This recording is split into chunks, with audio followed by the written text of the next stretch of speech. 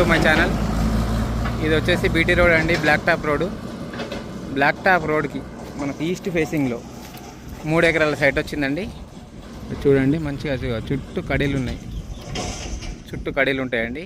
ఆ తాడి చెట్టు పక్కన నుంచి వెళ్ళి స్క్వేర్ బిట్ ఉంటుంది, మొత్తం చుట్టూ కడీలే. డాంబర్ రోడ్ బిట్ అండి.